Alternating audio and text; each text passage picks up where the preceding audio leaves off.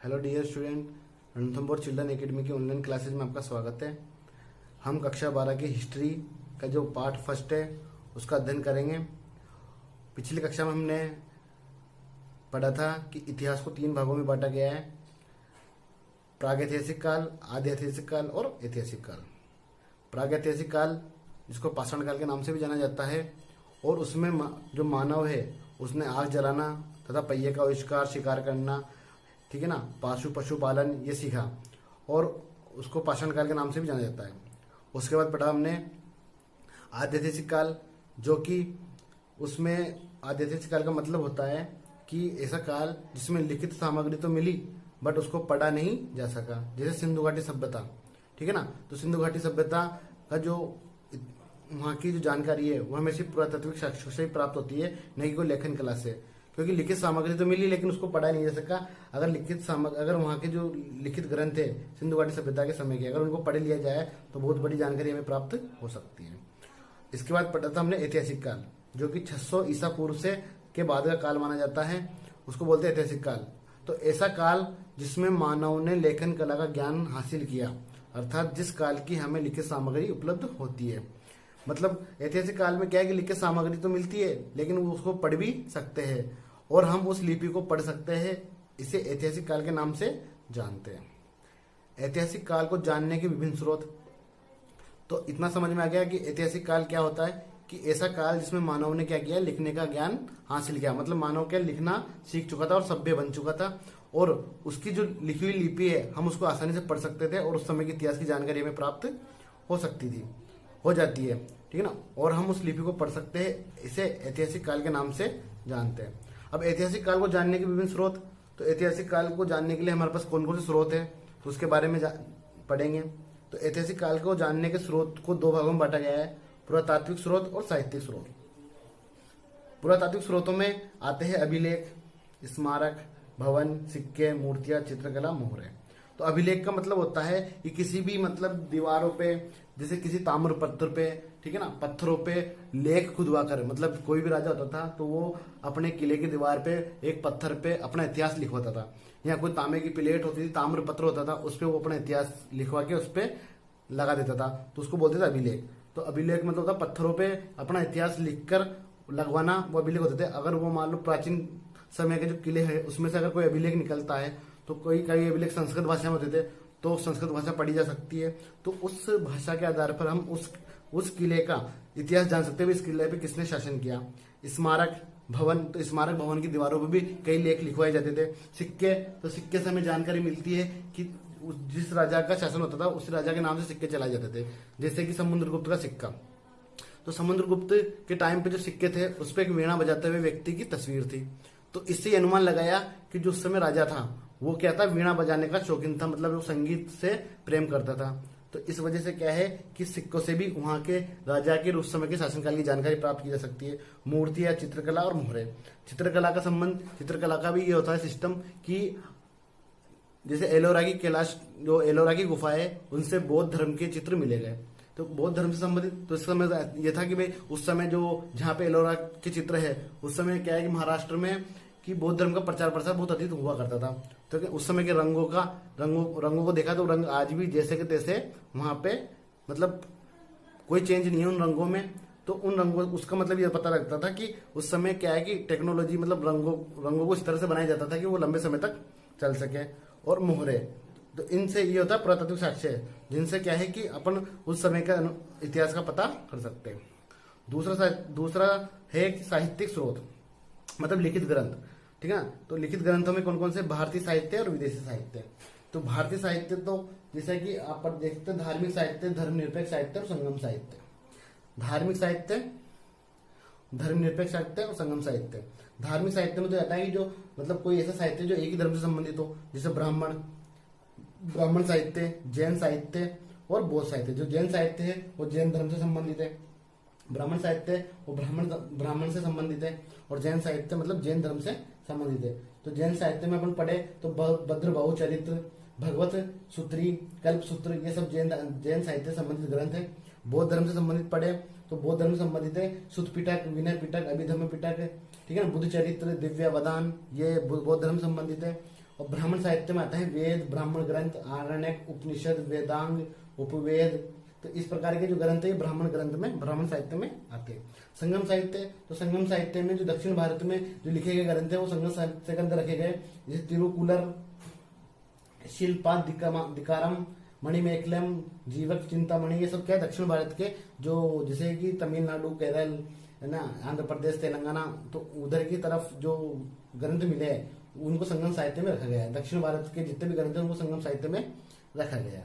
इसके बाद आता है धर्मनिरपेक्ष। धर्मनिरपेक्ष का मतलब होता है कि ऐसा साहित्य जिनको मतलब कोई सा धर्म का व्यक्ति उसको पढ़ सकता है, जैसे कि कौटिल्य का अर्थशास्त्र, जो कि क्या है कि इसमें मौर्य वंश की जानकारी मिलती है। और कौटिल्य का एक राजनीतिज्ञ था, तो इसमें राजनीतिक विज्ञान संबंधित भी जानकारी मिलती है, मतलब उस समय मौर्य साम्राज्य के इतिहास के बारे में और मौर्य साम्राज्य का प्रशासन कैसा था उसके बारे में इसमें जानकारी मिलती है। तो कौटिल्य का अर्थशास्त्र एक राजनीतिक विज्ञान से संबंधित विषय है, तो इसको कोई भी व्यक्ति पढ़ सकता है, किसी भी धर्म का व्यक्ति पढ़ सकता है। अगर कौटिल्य का अर्थशास्त्र के अलावा और देखते हैं अपन कालिदास का विज्ञान शाकुंतलम, ठीक है ना, रघुवंश, मेघदूत, बाणभट्ट का हर्षचरित्र जिसमें हर्ष के बारे में जानकारी मिलती है।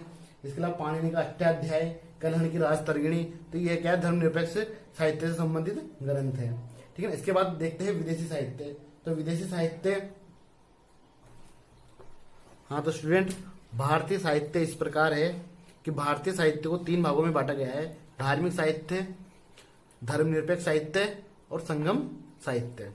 धार्मिक साहित्य जो कि सिर्फ एक ही धर्म से संबंधित होता है, धर्मनिरपेक्ष साहित्य जिसको मतलब कोई भी व्यक्ति, किसी धर्म का व्यक्ति उसको पढ़ सकता है, और संगम साहित्य दक्षिण भारत के अंदर जितने भी मतलब दक्षिण भारत में जितने भी ग्रंथ मिले गए तो उनको संगम साहित्य में रखा गया है, ठीक है ना। तो धार्मिक साहित्य में कौन कौन से ग्रंथ आ गए अभी, ब्राह्मण ग्रंथ, ब्राह्मण साहित्य, जैन साहित्य और बौद्ध साहित्य। तो जैन साहित्य का मतलब जैन धर्म से संबंधित, बौद्ध साहित्य का मतलब बौद्ध धर्म से संबंधित, और ब्राह्मण का मतलब ब्राह्मणों से संबंधित। तो ब्राह्मण साहित्य में कौन कौन से आते हैं, तो वेद, आरण्यक, ठीक है ना। आरण्यक का मतलब होता है कि जो जंगलों में बैठकर, आरण्य मतलब होता है जंगल, जंगलों में बैठकर जो ग्रंथ लिखे गए उनको आरण्यक का नाम दिया गया है। उपनिषद और पुराण, ये सब ब्राह्मण साहित्य में आते हैं। इसके बाद आता है जैन साहित्य। जैन साहित्य में भगवती सूत्र, भद्र बहुचरित्र, कल्प सूत्र, तो ये ग्रंथ जो है वो जैन साहित्य से संबंधित है। बौद्ध साहित्य, तो बौद्ध साहित्य में सुतपिटक, विनय पिटक, मिलिंद पन्हो, बुद्ध चरित्र, ये बौद्ध साहित्य से संबंधित है। इसके बाद पढ़ते हैं हम धर्मनिरपेक्ष। तो धर्मनिरपेक्ष मतलब होता है कोई सा भी व्यक्ति मतलब इसको पढ़ सकता है, जैसे कौटिल्य का अर्थशास्त्र जो कि एक मौर्य वंश की जानकारी देता है। चंद्रगुप्त मौर्य है जिसका गुरु चाणक्य द्वारा लिखा गया कौटिल्य का अर्थशास्त्र, ये किताब है। तो इसके अंदर क्या है कि जो उस समय के जो प्रशासन की, मौर्य वंश के प्रशासन की जानकारी मिलती है। तो एक तरह से राजनीति विज्ञान संबंधित ये पुस्तक है, तो इसको कोई भी व्यक्ति पढ़ सकता है। तो कलहण की राजतर्गिणी, अभिज्ञान शाकुंतलम जो कि कालिदास ने लिखा था। इसके अलावा कालिदास ने 2 ग्रंथ और थे, रघुवंश और मेघदूत। इसके अलावा हर्षचरित्र, तो इस प्रकार हर्षचरित्र के लेखक माने जाते हैं बाणभट्ट। तो बाणभट्ट को हर्षचरित्र का लेखक माना जाता है, इसमें हर्ष के बारे में जानकारी मिलती है। उसके बाद संगम साहित्य है, जिसमें संगम साहित्य के मुख्य ग्रंथ ये है तिरुकुरल, मणिमेखले, जीवक चिंतामणि और शिल्पादिकारम। ये सब दक्षिण साहित्य के ग्रंथ है, जिनसे क्या है दक्षिण भारत के बारे में हमें जानकारी, उनके वहां के मंदिर, वहां की संस्कृति, वहां के कल्चर के बारे में जानकारी मिलती है। हाँ, अब पढ़ेंगे हम ब्राह्मण साहित्य के बारे में। तो ब्राह्मण साहित्य को भी कई भागों में बांटा गया है, जैसे वेद, ब्राह्मण ग्रंथ, आरण्यक, उपनिषद, वेदांग और पुराण। तो वेद की संख्या 4 होती है, जिसमें ऋग्वेद, यजुर्वेद, सामवेद और अथर्ववेद।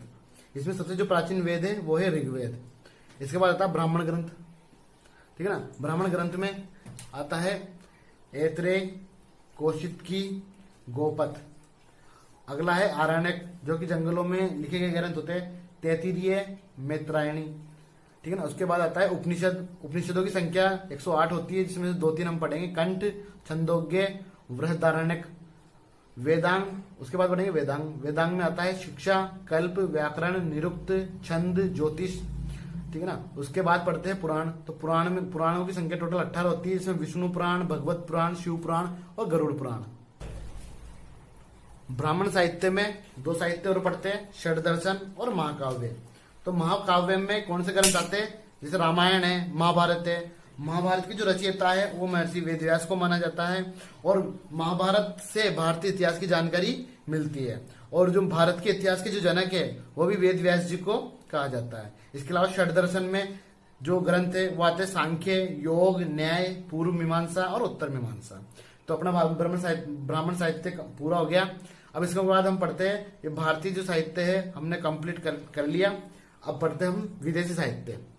तो विदेशी साहित्य का मतलब होता है कि राजा महाराजाओं के टाइम पे विदेश के जो लेखक थे, ठीक है ना, तो वो क्या है कि भारत की यात्रा पे आए और राजा के अधीन रहकर वहां के जो राजा के इतिहास के, वहां के प्रशासन के बारे में जानकारी को अपनी पुस्तक में लिखा, ठीक है ना। तो उनके द्वारा लिखे गए जो ग्रंथ है तो वो कहलाते हैं विदेशी साहित्य। जैसे यूनान रोम से कौन कौन से लेखक आए थे, तो यूनान रोम से आए थे मेगस्थनीज, हेरोडोटस का नाम आपने सबसे पहले पढ़ा था, विश्व इतिहास का जनक जो कि हेरोडोटस को कहा जाता है।